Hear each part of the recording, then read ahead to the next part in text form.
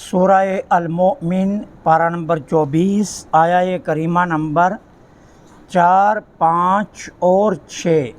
نحمدہ ونصلی ونسلم علی رسولہ الکریم، اما بعد فاعوذ باللہ من الشیطان الرجیم، بسم اللہ الرحمن الرحیم۔ ما یجادل فی آیات اللہ الا الذین کفروا فلا یغررک تقلبهم فی البلاد، کذبت قبلهم قوم نوح والاحزاب من بعدهم وهمت كل أمة برسولهم ليأخذوه وجادلوا بالباطل ليدحضوا به الحق فأخذتهم فكيف كان عقاب، وكذلك حقت كلمة ربك على الذين كفروا أنهم أصحاب النار۔ صدق اللہ العظیم۔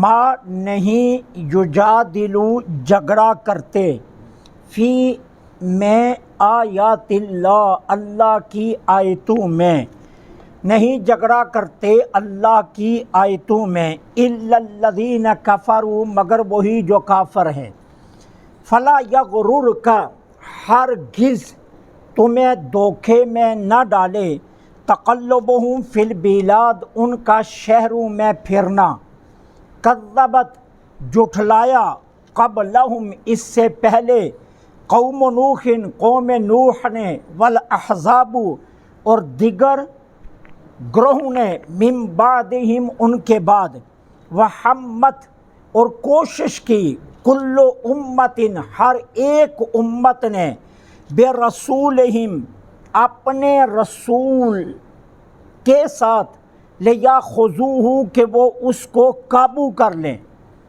وجادلوا اور انہوں نے جھگڑا کیا، بالباطل باطل باتوں کے ساتھ، لیدحضوا بہ الحق کہ وہ حق کو مغلوب کر لیں، فاخذتہم تو میں نے ان کو پکڑ لیا، فکیف کان عقاب پس کیسا تھا اللہ کا یہ پکڑنا یا اللہ کی یہ سزا، وکذالک اور یوں ہی، حقت کلمۃ ربک آپ کے رب کا کلمہ عذاب سچا ہو گیا، علی الذین ان لوگوں پر، کفروا جو کافر ہیں، کیا کہ انہم اصحاب النار کہ بے شک وہ دوزخی ہیں۔ اب اللہ جل سبحانہ و تعالی نے یہ فرمایا کہ قرآن میں اللہ کی آیات میں جھگڑا نہیں کرتے مگر وہی جو کافر ہیں۔ اب یجادل جدال یہ عربی کا لفظ ہے، اس کا لغوی معنی ہوتا ہے رسی بانٹنا، رسی بانٹنا۔ عربی میں اس کا لغت کے اعتبار سے جدال کا مطلب ہوتا ہے رسی بانٹنا۔ اصطلاح میں کیا ہوتا ہے؟ کسی شخص کا دلائل الزامیہ کے ذریعے دوسرے کو اپنے موقف کی طرف پھیرنے کی کوشش کرنا، اس کو جدال کہتے ہیں، کہ کسی شخص کا دوسرے کو دلائل الزامیہ کے ذریعے اپنے موقف کی طرف پھیرنے کی کوشش کرنا، اور جدال جھگڑا۔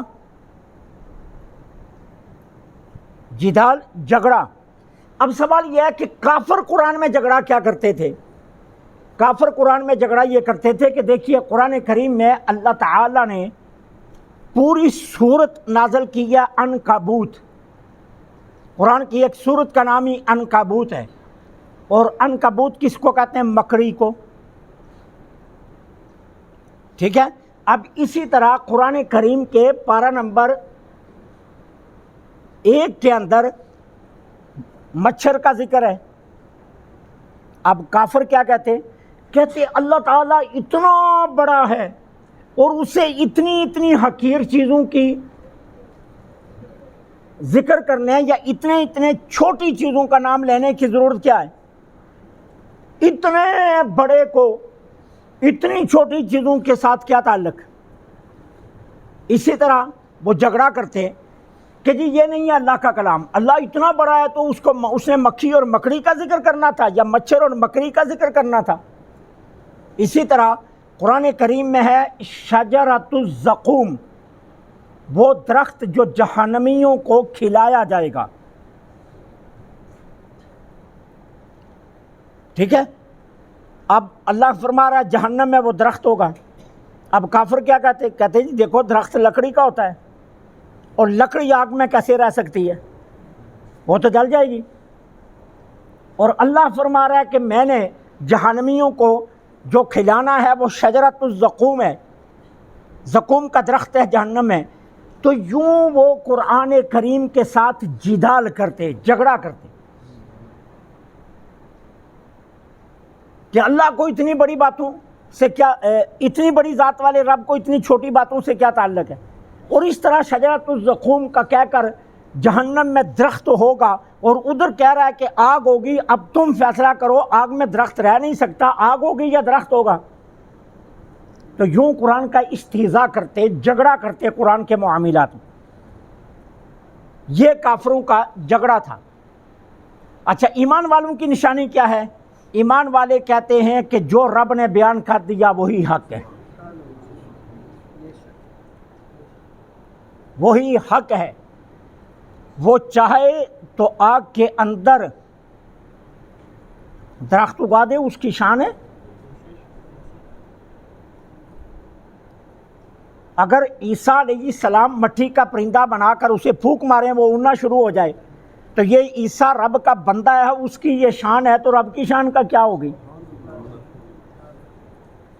اس کے لیے کون سا مشکل ہے آگ میں درخت رکھنا؟ اس لیے ایمان والا کہتا ہے کہ جو رب کا فرمان ہے وہ سچ ہے۔ وہ کہتے ہیں نا امام جعفر صادق رضی اللہ تعالیٰ عنہ ایک مرتبہ خلیفہ وقت کے پاس بیٹھے ہوئے تھے، اس نے بلایا تھا۔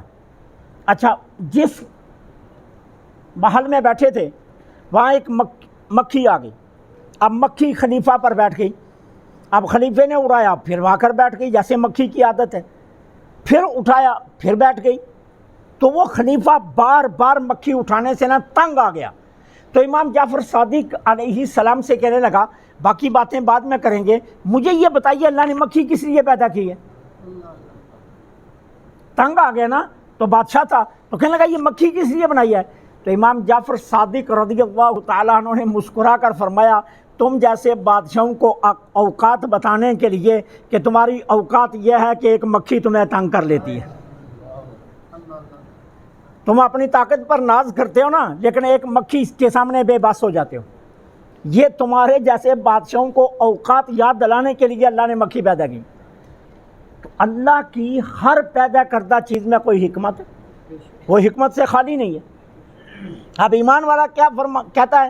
جو کچھ اللہ نے فرما دیا وہ حق ہے اور جو اس نے پیدا کر دیا وہ حق ہے۔ لیکن کافر وہ مجادلہ کرتے، جھگڑا کرتے قرآن کریم میں، تو اللہ تعالیٰ فرماتا ہے کہ قرآن میں جھگڑا وہی کرتا ہے کہ جو کافر ہو، ایمان والا قرآن میں جھگڑا نہیں کرتا۔ سیدنا ابو ہریرہ رضی اللہ تعالیٰ عنہ کی مرویات میں سے یہ روایت ہے، آقا کریم علیہ الصلاۃ والسلام نے فرمایا جدال فی القرآن کفر، قرآن میں جھگڑا کرنا یہ کفر ہے۔ سیدنا حضرت ابو جہیم رضی اللہ تعالیٰ عنہ کی مرویات میں سے میرے آقا نے فرمایا لا تمارو فی القرآن فإن مراء کفر، قرآن کریم میں کبھی جھگڑا مت کرنا، قرآن میں جھگڑا کرنا یہ کفر ہے۔ یہ مت کہنا یہ کیسے ہو گیا، یہ کیسے ہو گیا، یہ کیسے ہو گیا، نہیں، یہ کہنا کہ جو رب نے فرما دیا وہی صحیح ہے۔ پھر کفار قرآن کریم کو کیا کہتے؟ کبھی جادو کہتے، کبھی اس کو شعر کہتے، کبھی کچھ کہتے، کبھی کچھ کہتے قرآن کریم کو۔ تو اللہ تعالیٰ نے فرمایا یہ کافر ہیں جو اللہ کے کلام میں جھگڑا کرتے ہیں۔ اب اس کے بعد فرمایا فلا یغررک تقلبهم فی البلاد، اے ایمان والو کافروں کا شہر بہ شہر پھرنا یہ تمہیں دھوکے میں نہ ڈالے۔ مشرکین مکہ کسب معاش اور تجارت کے لیے مکہ سے نکل کر دوسرے شہروں کا سفر کرتے، شام کو تجارتی قافلہ جا رہا ہے، یمن کو تجارتی قافلہ جا رہا ہے، عراق کی طرف تجارتی قافلہ جا رہا ہے، کبھی کوفے کو جا رہا ہے، کبھی بصرے کو جا رہا ہے، آئے روز مکہ سے کوئی نہ کوئی تجارتی قافلہ نکلتا تھا۔ اور پوری دنیا کی سب سے بڑی 2 منڈیاں مکے میں لگتی تھیں، عکاظ کا میلہ اور ذی المجن کا میلہ۔ یہ 2 میلے سال میں مکے میں لگتے، پوری دنیا کے تاجر اپنا سامان مکے میں لا کر بیچتے، اور مکے کے مشرکین مکہ یہ اپنے تجارتی بڑے بڑے قافلے شام کو، یمن کو، عراق، ایران کو لے کر جاتے۔ اب ہے کیا؟ اطمینان، خوشحال، چین، بے فکری کی زندگی گزار رہے تھے یہ، انہیں کوئی فکر نہیں تھا، خوشحالی تھی، مال تھا، دولت تھی، ثروت تھی، خوشحال زندگی مکے والے گزار رہے تھے۔ اب اللہ تعالیٰ ایمان والوں کو مخاطب کر کے فرما رہا ہے، ایمان والو ان کی خوشحالی کو دیکھ کر دھوکے میں نہ پڑ جانا کہ اللہ ان سے راضی ہے، کہ اللہ ان سے راضی ہے، ان کی خوشحالی کو دیکھ کر کہیں یہ نہ سوچ لینا۔ میں یہی بات میں بار بار کہتا ہوتا ہوں، آپ کو بار بار باور کرواتا ہوں، ہمارے یہاں ہوتا ہے کیا ہے کہ جس مرضی وتیرے سے پیسے کمائے جائیں، کوٹھی بنا کر اوپر لکھ دیا جاتا ہے ھذا من فضل ربی، گاڑی چاہے حرام کے پیسوں سے خریدی ہونا، پیچھے لکھ دیتے ہیں یہ میری ماں کی دعا ہے۔